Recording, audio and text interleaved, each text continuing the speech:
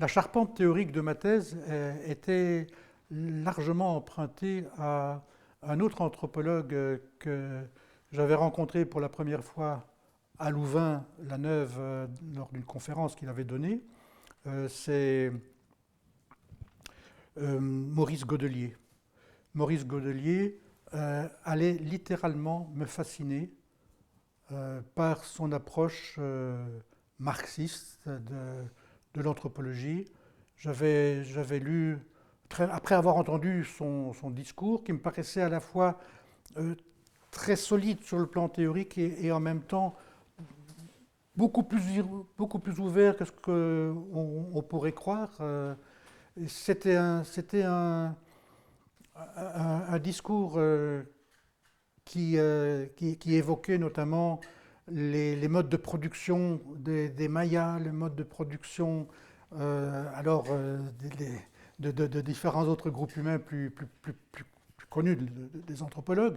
Mais donc pour moi ça me paraissait être assez conforme avec l'ouverture dans la longue durée que m'avait donné André Leroi-Gourhan. Et donc j'avais fort apprécié ce complément de grande rigueur qui m'était donné par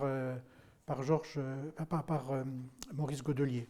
Et ma thèse, qui portait à la fois sur le social, donc la parenté chez Metzigan, et aussi sur l'économique, eh bien, bénéficiait très largement d'une partie de son apport, des conditions et des contraintes de la production. Ça m'avait véritablement aidé, d'autant que il avait tâtonné lui-même les conditions et les contraintes de la production chez les chasseurs-cueilleurs. Et moi, Metzigan n'était pas chasseur-cueilleur, mais enfin, c'était quand même des itinérants. Et donc, je pouvais tenter de voir ce qui allait se passer et mettre en avant et des conditions réduites à peu de choses. En l'occurrence, pour moi, c'est le fait qu'il fallait une source de référence conflictuelle, le cas échéant, et une source d'acquisition des biens. Mais ça, pour moi, c'était des gadgets. Les tziganes, eux, n'allaient pas se produire et se reproduire en allant travailler dans les mines, sauf si on les obligeait. Mais ils n'allaient pas travailler là, ils n'allaient pas travailler la culture comme l'auraient fait des paysans. Donc, c'était des gens qui étaient au contact des gadgets, qui avaient besoin des gadgets pour vivre. Ce qu'ils faisaient, c'était établir des relations commerciales avec les gadgets, des relations que certains chercheurs anthropologues évoqueront comme étant péripathétiques. Moi, j'utiliserai le mot. Les tziganes sont des nomades péripathétiques. Pendant un temps, c'était ce que je disais. Donc, ça cadrait vraiment bien avec ce que j'avais vu et ce que j'avais noté pour ma thèse, des gens qui se déplacent d'un client vers un autre client, des clients qui sont dispersés, et puis qui fournissent des biens et des services temporaires à ces clients. Donc, d'une certaine manière, ils n'ont pas à s'installer définitivement quelque part. Je pouvais même comprendre ce que j'avais appris sur certains tziganes de l'Est qui s'étaient sédentarisés d'eux-mêmes dans le passé, des forgerons itinérants qui arrivent quelque part dans un village, mais il n'y a pas de forge. Donc ils vont devenir les forgerons locaux, ils vont se stabiliser.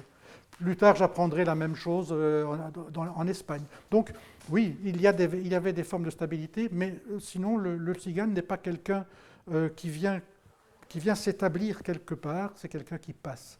Et s'il s'établit quelque part, c'est dans une région. Et c'est à l'échelle de région qu'on peut dire qu'ils sont de la société, on pourrait dire. Et donc, j'avais développé ces éléments-là. Et puis des contraintes, par contre, j'en trouvais beaucoup plus. Des contraintes de la production sociale, notamment des contraintes liées à la possibilité de faire société, quelles que soient les formes d'exclusion venant de l'extérieur, ou quelles que soient les formes de rivalité interne, les conflits internes. Être toujours société en se rassemblant à un moment donné, et puis, pour des raisons diverses, en se dispersant et en se retrouvant ailleurs. Donc, contrainte de rassemblement, on se retrouve pour fonder des familles, pour faire religion, pour faire lien spirituel, on se retrouve ensemble parce qu'on parcourt ensemble une contrée pendant un certain temps, mais en même temps contrainte de dispersion, parce que quand on est trop nombreux à faire de la vannerie ou à faire de l'aiguisage de couteaux, c'est pour l'ancien temps, ou à faire des commerces, des marchés, de l'artisanat d'hiver aujourd'hui, on ne va pas s'entêter à rester ensemble, sauf si on y est contraint par le monde extérieur, là encore, en étant réduit sur un terrain de stationnement. Mais sinon, on va se disperser et chacun va aller vers sa clientèle, vers les zones qu'il aime bien. Et donc, contrainte de dispersion, mais en même temps contrainte de fluidité, parce que le passage qui n'est pas toujours voulu du rassemblement à la dispersion, eh bien, ne se résout pas dans la dilution de la société. La société, que le tzigane soit seul ou en couple, ou en famille nucléaire, ou en famille temporairement associée à d'autres, il est toujours en société, d'une certaine manière. Et donc, c'était ça qu'il fallait faire sortir. Mais sur le plan économique, c'est absolument pareil. Il y a toute une série de contraintes, et puis mais notamment là des contraintes d'ordre technique. Il faut savoir se spécialiser dans tel ou tel domaine. Si la vannerie est quelque chose que l'on apprend, en tout cas jusqu'après la Seconde Guerre mondiale, de façon assez facile, il y a des signatures familiales, des pattes familiales qui authentifient le travail. Alors, tous les tziganes ne sont pas des vanniers, mais il y en a qui se spécialisent. D'autres se spécialisent au moins dans la musique, chez les manouches, le violon, la guitare. Il y a ces aspects-là. Connaître les styles mobiliers quand on fait de la brocante et quand on va repérer des vieux meubles en allant à gauche et à droite, c'est tout à fait important. Alors cette information, elle ne s'apprend pas sur les bancs de l'école, elle est apprise par des gens plus âgés qui ont déjà un savoir-faire plus accompli par ailleurs. Et donc, vous voyez, la contrainte de rassemblement, c'est aussi une contrainte éducative, ça permet le transfert de connaissances. Donc il y a tous ces éléments-là. Ça m'a permis d'organiser ma thèse, si vous voulez, en reconnaissant que ces contraintes jouaient aussi bien il y a 200 ans qu'aujourd'hui, et entre-temps. Et donc, voilà, c'était la mise en avant d'un système tzigane où il y avait quand même un élément important dont il fallait tenir compte, c'était ces conditions de la production, cette présence d'une société non tzigane. Et là, c'est tout à fait intéressant de le conjuguer avec le déplacement. La société non tzigane est une société qui est complexe, qui ne donne pas à voir les mêmes contours d'un pays à l'autre, d'une région à l'autre. Et donc les tziganes doivent s'adapter, contraintes d'adaptation notamment économique. Alors, est-ce que l'on peut être d'une minute à l'autre, d'un jour à l'autre, très bon musicien, puis très bon brocanteur? C'est pas évident. Puis devenir étameur, puis s'y connaître en voiture d'occasion? Non. Alors bien souvent, il y a une autre activité qui va marquer mes tziganes, mais beaucoup d'autres tziganes aussi, c'est le fait de pouvoir cultiver une relative polyvalence. Et au-delà de la polyvalence de type technique, il y a un savoir-faire très particulier, qui est le savoir-faire relationnel. Ça, c'est quelque chose de totalement insoupçonné. Quand je rencontrais mes premiers tziganes, je n'allais pas voir, il n'était pas écrit sur le front qu'ils sont des êtres relationnels. C'était des êtres plutôt à la marge, pour moi. Et surtout pour la société établie. Et donc là, je voyais des êtres qui avaient souvent un savoir-faire relationnel extrêmement sophistiqué, entre eux, mais aussi avec la société. Et il y avait un rapport avec des gadgets qui étaient avec certains gadgets, des gadgets qui comptaient. Alors ça pouvait être un commissaire de police ou un policier de quartier. ça pouvait être un avocat, ça pouvait être un prêtre, ça pourra être à un moment donné un chercheur en anthropologie. Mais c'était quelque chose de tout à fait intéressant. Et là, donc j'avais pas mal d'arguments, ce qui ont été exposés dans la thèse. La thèse, sur 200 ans, ben, elle portait sur une population qui forcément avait bougé. Elle était alsacienne il y a 200 ans, elle était devenue peu après normande, elle avait vécu dans le midi de la France, en Italie, certains membres de la famille étaient partis en Espagne, puis au-delà, en Argentine, puis étaient revenus. Donc vous voyez le nombre de sociétés différentes que ces gens avaient rencontrées. Ils n'étaient pas errants. C'était des gens qui avaient des projets.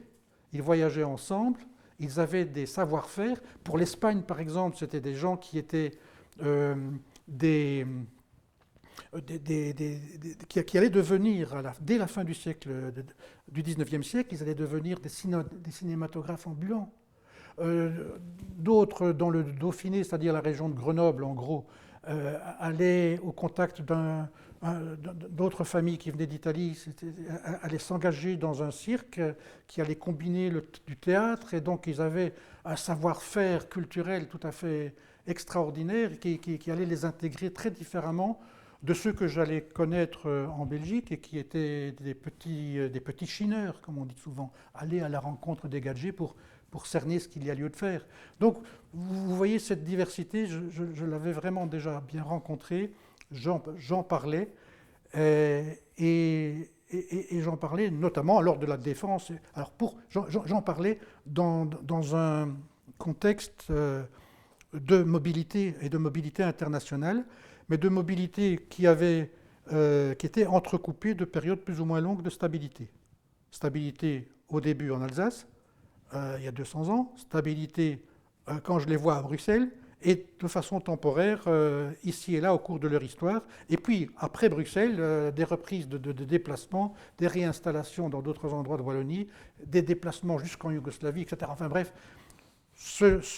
deux modes de vie qui coexistent et qui s'expliquent à travers ce jeu de contraintes dont je vous ai parlé. Alors là, s'imposait un titre, la roue, le mouvement, et la pierre, la stabilité, contribution anthropo-historique, puisque 200 ans, à la connaissance sociale et économique d'un groupe tzigane, parce que je n'en étais plus du tout, après 10 ans de connaissance et de savoir et d'apprentissage de ce qu'ils étaient, j'en étais plus au début à penser qu'il s'agissait d'un peuple de gens homogènes, etc. Non, c'était des gens très diversifiés, et donc c'était bien un groupe tzigane, et je n'ai pas parlé de groupe ethnique, c'était des manouches pour la plupart, mais ce n'était pas que des manouches. Il y avait des conjoints qui étaient roms, il y avait des membres de la famille qui étaient devenus gadgets par alliance, il y avait des gens qui étaient sortis du milieu tzigane et qui étaient entrés dans le milieu forain de foire. Bon, bref, c'était très compliqué, mais il fallait parler d'un petit peu tout ça. Alors, j'en ai parlé. La défense proprement dite, imaginez, à la Sorbonne, un auditoire, je suis face à mon jury. Louis-Vincent Thomas m'avait prévenu, tu vas passer un mauvais quart d'heure. Et ça a été effectivement une initiation. Imaginez que derrière moi, il y avait la famille, il y avait des amis, il y avait des collègues qui se sont tous dit à un moment donné que ça allait être la foire la plus totale et la désagrégation. Eh bien non, j'ai été reconnu avec toutes les ovations voulues, à l'unanimité du jury. Bon, donc c'était véritablement une belle promotion, une belle reconnaissance intellectuelle, mais une belle reconnaissance qui était passée par la souffrance. Et je pense que un des membres du jury, un sociologue, m'avait dit, écoutez, vous avez fait une thèse de 600 pages, mais c'est à la conclusion, les 2 dernières pages, que j'ai commencé à avoir de l'intérêt pour elle. Donc l'air de dire, tout le reste, c'est du racontard. Heureusement qu'il y avait d'autres éléments. Mais je sentais bien que j'étais jugé autant à l'écrit qu'aux réactions à l'oral.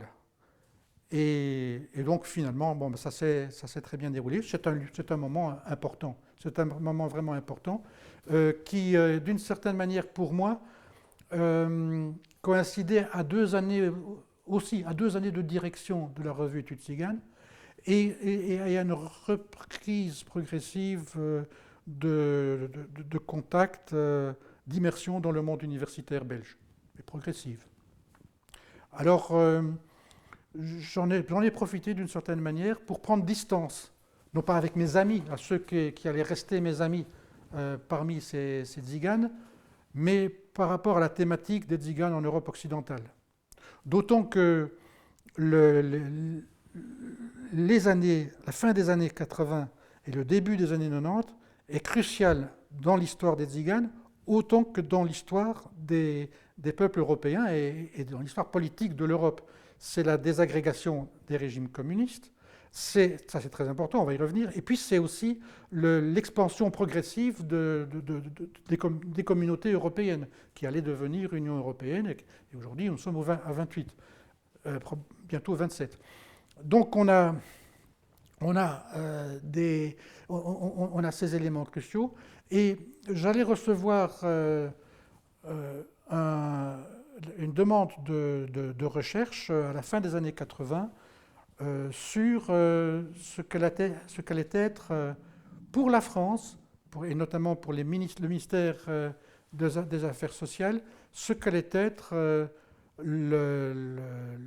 ce qu'elle a entraîné comme problème, comme élément à affronter, l'ouverture des frontières et notamment l'arrivée de tziganes étant établis dans les pays voisins, ça passe encore, je dirais, mais surtout des tziganes dont on commençait à entendre parler, des tziganes en chair et en os qui venaient de l'Est. Il faut s'imaginer, notamment à travers la revue Études Tziganes, ou à travers nos connaissances sur les tziganes, on n'allait pas beaucoup se balader en Europe de l'Est à l'époque communiste.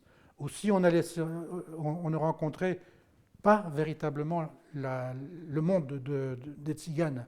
On en entendait parler que par quelques chercheurs qui, souvent par la bande, faisaient des recherches sur les tziganes. Les recherches sur le folklore villageois, ça c'était officiel pour passer. Et en fait, les villageois en question, c'était des tziganes. Et à partir de là, on pouvait faire des recherches sur leur langue, etc. Et de façon plus délicate encore, sur leur situation socio-économique, sur leur situation en tant que citoyens. Voilà. Donc il y avait ces éléments-là, mais c'était très peu connu. Et puis les voilà qui y arrivent. Les voilà qui traversent les fleuves et rivières de l'Europe centrale pour arriver dans nos régions, solliciter l'aide sociale, demander l'asile politique. C'était quelque chose de tout à fait nouveau, et pour les États occidentaux, et pour les chercheurs. Et je dirais que très peu, à l'époque, se disaient qui sont ces tziganes, d'où viennent-ils et pourquoi demandent-ils l'asile politique? Certains d'entre eux avaient déjà franchi les frontières de l'Europe orientale dans les années 60, et puis plus tard dans les années 80. Dans les années 60, il y avait une migration importante, mais organisée, à la limite par les États, entre la Yougoslavie et l'Allemagne, un peu l'Italie et la France. En fait, les entreprises occidentales recherchaient de la main-d'œuvre, et Tito, le président de l'ex-Yougoslavie, qui ne se voulait pas aligner dans le conflit entre les communistes, entre les blocs communistes et blocs libéraux, eh bien, avait ouvert ses frontières et avait travaillé avec les Indiens qui eux-mêmes, l'Inde était non alignée. Bref, c'était une troisième force qui tentait de trouver sa voie. Et donc, il y avait pas mal de Yougoslaves qui étaient venus travailler en Occident dans ce cadre-là, dans ce contexte-là. Et parmi ces Yougoslaves, des tziganes. Puis dans les années 80, quelques tziganes roumains. Ces tziganes roumains qui viennent dès les années 81, j'en aurais connu à Toulouse, par exemple, eh bien, ce sont des gens qui recevaient assez facilement le statut de l'asile politique, puisque c'était des gens qui fouillaient un régime communiste. Bon. 10 ans plus tard, les choses allaient être différentes, puisque les pays de l'Europe de l'Est s'affranchissaient du joug communiste. Et donc, il était intéressant d'aller voir ce qui s'y passait. Alors moi, je trouvais là l'occasion de faire un autre terrain. Foncièrement, c'était ça aussi.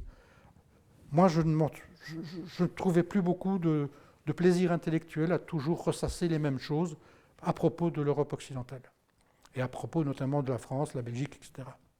Et par contre, parmi les tziganes que j'avais rencontrés en France et en Europe occidentale, j'avais des gens, des groupes dits de Rome qui étaient installés depuis au moins 150 ans ici, en Europe occidentale, mais qui venaient de la Roumanie.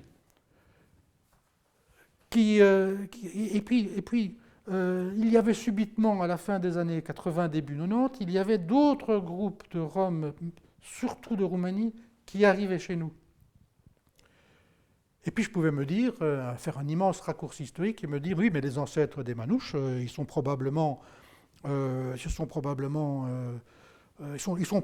ceux que l'on a appelés bohémiens à la fin du Moyen-Âge et qui venaient de Transylvanie. Donc là encore, venir de Roumanie. Alors qu'est-ce qui fait que ce pays a produit autant de migrations? C'est de façon naïve comme ça que je me suis dit, il serait peut-être intéressant d'aller voir. Et d'un autre côté, je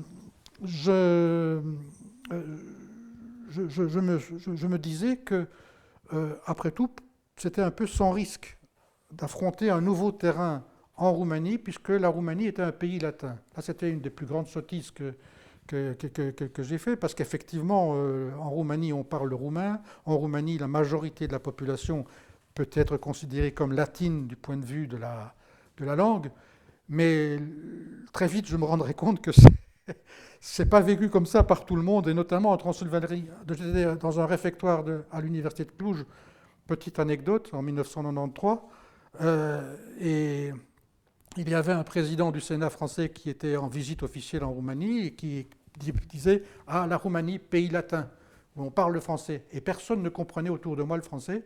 Il comprenait à peine l'anglais et il parlait l'allemand, ou le hongrois, ou certains le russe. Donc je me rendais bien compte que j'étais ailleurs. Et en fait, aller à la rencontre des Tziganes à l'Est et en Roumanie, c'était aller à la rencontre autant d'autres gadgets que de Rome.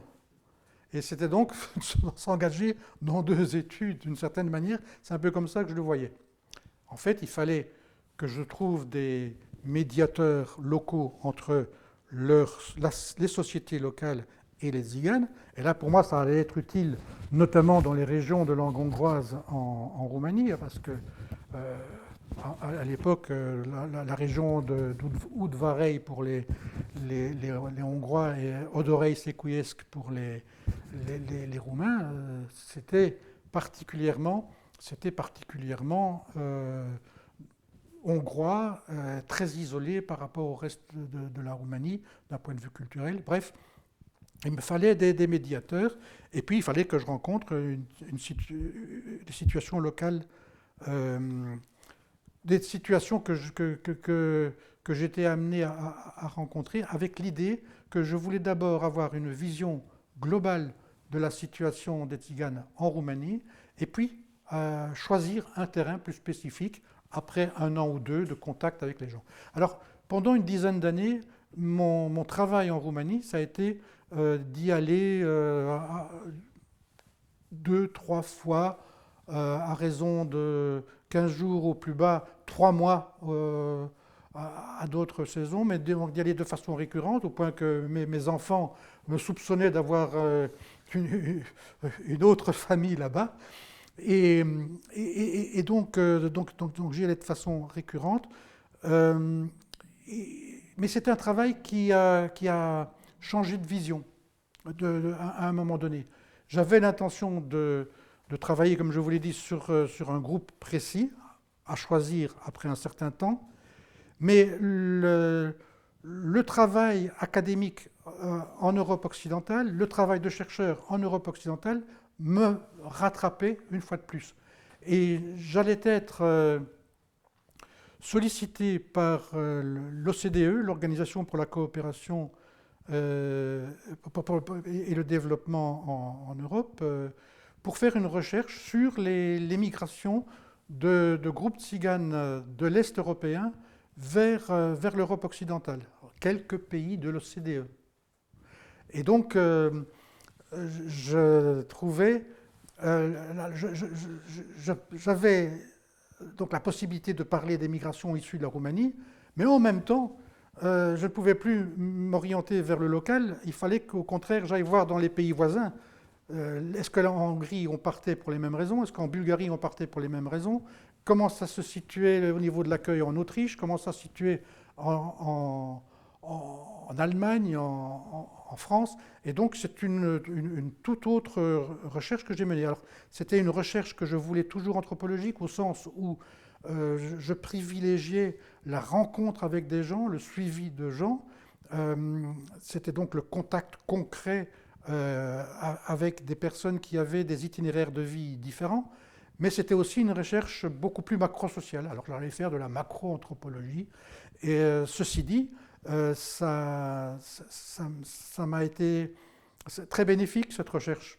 Elle a été publiée par l'OCDE en 1995, légèrement décalée par rapport aux recherches de terrain de 1993-94, mais elle a été publiée et elle m'a permis d'être reconnu par l'UNICEF. J'ai donc travaillé avec un réseau de l'UNICEF basé à Florence pendant un temps, avec d'autres chercheurs. On a travaillé un peu sur le rapport au sein des familles entre les parents et les enfants. Bon.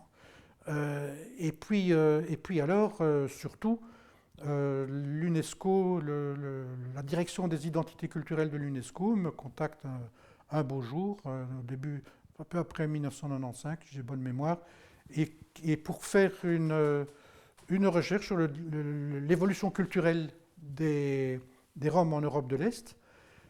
Alors là encore, c'est de façon très globale, c'est un audit de façon très globale, en m'appuyant un petit peu comme je l'avais fait avec la recherche sur le stationnement en France une dizaine d'années auparavant, sur des études plus circonscrites dans certains pays.